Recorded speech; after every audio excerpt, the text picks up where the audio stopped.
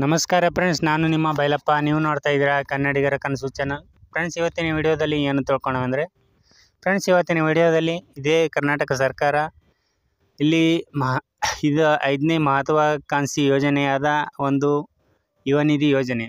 ಇದು 2023ನೇ ಸಾಲಿನಲ್ಲಿ ಇದೇ ಡಿಸೆಂಬರ್ 26ನೇ ತಾರೀಕು ನಿಮ್ಮ ಅಪ್ಲಿಕೇಶನ್ ತಗೋತಾ ಇದ್ದಾರೆ.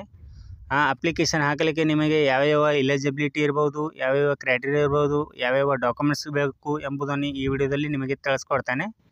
ಫ್ರೆಂಡ್ಸ್, ಬನ್ನಿ ವಿಡಿಯೋವನ್ನು ಸ್ಟಾರ್ಟ್ ಮಾಡೋಣ. ಫ್ರೆಂಡ್ಸ್, ವಿಡಿಯೋ ಸ್ಟಾರ್ಟ್ ಮಾಡೋಕ್ಕಿಂತ ಮುಂಚೆ ನಿಮ್ಮಲ್ಲಿ ರಿಕ್ವೆಸ್ಟ್ ಏನಂತಂದರೆ, ಇನ್ನೂ ನಮ್ಮ ಚಾನಲ್ ಸಬ್ಸ್ಕ್ರೈಬ್ ಮಾಡಿಲ್ಲ ಅಂದರೆ ನಮ್ಮ ಚಾನಲ್ ಸಬ್ಸ್ಕ್ರೈಬ್ ಮಾಡ್ಕೊಳ್ಳಿ. ಒಂದು ಬೆಲ್ ಐಕನನ್ನು ಪ್ರೆಸ್ ಮಾಡಿ ಆಲ್ ನೋಟಿಫಿಕೇಶನ್ ಆಲ್ ಮಾಡಿದ ತಕ್ಷಣ ಒಂದು ಲೈಕ್ ಕೊಡ್ತಾ ಅಂತ ಹೇಳ್ತಾ ಈ ವಿಡಿಯೋನ ಮುಂದೆ ಸ್ಟಾರ್ಟ್ ಮಾಡೋಣ. ಬನ್ನಿ ಫ್ರೆಂಡ್ಸ್, ಇಲ್ಲಿ ನೋಡಿರ್ಬೋದು 2023ನೇ ಸಾಲಿನಲ್ಲಿ 6 ತಿಂಗಳಾದರೂ ಕೂಡ ನಿಮಗೆ ಯಾವುದೇ ಒಂದು ಕೆಲಸ ದೊರೆತಿಲ್ಲ ಅಂತಂದರೆ ಅಲ್ಲಿ ನೀವು ಈ ಒಂದು ಸ್ಕೀಮ್ಗೆ ಅರ್ಜಿ ಕೂಡ ಹಾಕ್ಬೋದು. ಫ್ರೆಂಡ್ಸ್, ಈ ಸ್ಕೀಮಿಗೆ ಅರ್ಜಿ ಹಾಕಿದ ತಕ್ಷಣ ಇಲ್ಲಿ ನೋಡಿರ್ಬೋದು 2 ವರ್ಷ ಒಂದು ಗ್ಯಾರಂಟಿ ಅಂತ ಹೇಳಿದ್ದಾರೆ. 2 ವರ್ಷದಲ್ಲಿ ನಿಮಗೆ 6 ತಿಂಗಳ ಮಾತ್ರ 3,000 ರೂಪಾಯಿ ಅಂತೆ ಕೊಡ್ತಾ ಇದ್ದಾರೆ. 3,000 ರೂಪಾಯಿ 6 ತಿಂಗಳಂತ ಕೊಡದ ನಂತರ ಈಗ ನಿಮಗೆ 1,500 ರೂಪಾಯಿ ಅಂತೇಳಿ 2 ವರ್ಷದವರೆಗೆ ನಿಮಗೆ ಇಲ್ಲಿ ನಗದು ಠೇವಣಿ ಕೊಡ್ತಾ ಇದ್ದಾರೆ. ಇಲ್ಲಿ ನೋಡಿರ್ಬೋದು 1,500 2 ವರ್ಷದವರೆಗೆ ನಿಮಗೆ ಕೊಡ್ತಾ ಇದ್ದಾರೆ. ಇಲ್ಲಿ ಇವರ ಎಲಿಜಿಬಿಲಿಟಿ ಕ್ರೈಟೀರಿಯಾ ಏನಿದೆ ಅಂತಂದರೆ ಇಲ್ಲಿ ನೋಡಿರ್ಬೋದು ನೀವು. ಇವ್ರು ಹೇಳಿದ್ದೇನಂತಂದರೆ ಇಲ್ಲಿ ಪದವಿ ಡಿಪ್ಲೊಮಾ ಮುಗಿಸಿ 6 ತಿಂಗಳಾದರೂ ಕೂಡ ನಿಮಗೆ ಯಾವುದೇ ಕೆಲಸ ಸಿಕ್ಕಿಲ್ಲ ಅಂತಂದರೆ ಈ ಅರ್ಜಿಗೆ ಒಂದು ಅಪ್ಲಿಕೇಶನ್ ಹಾಕ್ಬೋದು. ಇಲ್ಲಿ ಎರಡನೇದು ಏನಂತಂದರೆ ಇಲ್ಲಿ ನೋಡಿರ್ಬೋದು ಫ್ರೆಂಡ್ಸ್, ಇಲ್ಲಿ ನೀವು ಡಿಪ್ಲೊಮಾ ಪದವಿ ನೀವು ಕರ್ನಾಟಕದಲ್ಲಿ ಮುಗಿಸ್ಬೇಕಾಗುತ್ತೆ. ಇಲ್ಲಿ ನೀವು ಕನ್ನಡಿಗರೇ ಆಗಿದ್ದಲ್ಲಿ ಇದು ಅರ್ಜಿಯನ್ನು ಸ್ವೀಕರಿಸ್ತಾರೆ. ಮತ್ತು ಯಾವುದೇ ಒಂದು ರಾಜ್ಯದಲ್ಲಿ ನೀವು ಒಂದು ಸ್ಕೋರ್ ಮುಗಿಸಿ ಬಂದಿದ್ದರೆ ಅದು ಇಲ್ಲಿ ಅವೈಲೇಬಲ್ ಅಂತ ಹೇಳಿದ್ದಾರೆ. ಇಲ್ಲಿ ನೋಡಿರ್ಬೋದು ಈ ರೀತಿಯಾಗಿ ಇಲ್ಲಿ ನಿಮಗೆ ಒಂದು ಕ್ರೈಟೀರಿಯಾವನ್ನು ರೂಲ್ಸನ್ನು ಇದು ಮಾಡಿದ್ದಾರೆ. ಮೂರನೇದೇನಂತಂದರೆ ಇಲ್ಲಿ ನೋಡಿರ್ಬೋದು ನೀವು ಇದೇ ಸ್ಕೀಮನ್ನು DBT ಮೂಲಕ ನಿಮಗೆ ಟ್ರಾನ್ಸ್ಫರ್ ಮಾಡ್ತಾರೆ. ಯಾವುದೇ ಅಕೌಂಟ್ಗೆ ಟ್ರಾನ್ಸ್ಫರ್ ಮಾಡೋದಿಲ್ಲ. ನಿಮ್ಮ ಆಧಾರ್ ಕಾರ್ಡ್ ಮುಖಾಂತರ NPCI ಮೂಲಕ ನಿಮಗೆ DBT ಮುಖಾಂತರ ನಿಮ್ಮ ಅಕೌಂಟ್ಗೆ ಡೈರೆಕ್ಟಾಗಿ ಕಳಿಸ್ತಾ ಇದ್ದಾರೆ. ಇಲ್ಲಿ ಇದು ಅರ್ಜಿ ಎಲ್ಲಿ ಅಂತಂದರೆ ಇಲ್ಲಿ ನೋಡಿರ್ಬೋದು ಇಲ್ಲಿ ಹೇಳಿದ್ದಾರೆ ನಿಮ್ಮ ಸೇವಾ ಸಿಂಧು ಮೂಲಕ ನೀವು ಅರ್ಜಿ ಸಲ್ಲಿಸ್ಬೋದು.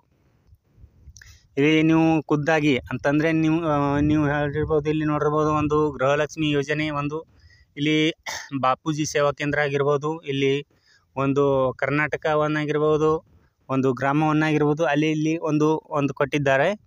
ಅದೇ ರೀತಿಯಾಗಿ ಇಲ್ಲಿ ಯಾವುದೇ ರೂಲ್ಸ್ ಇಲ್ಲ ಫ್ರೆಂಡ್ಸ್. ಇಲ್ಲಿ ನೀವು ಡೈರೆಕ್ಟಾಗಿ ಸೇವಾ ಸಿಂಧು ಮೂಲಕ ನೀವು ನಿಮ್ಮ ಅರ್ಜಿಯನ್ನು ಸಲ್ಲಿಸಬಹುದು. ಇದಂತೂ ಬಹಳಷ್ಟು ಒಳ್ಳೆಯ ಕೆಲಸವನ್ನು ಮಾಡಿದ್ದಾರೆ.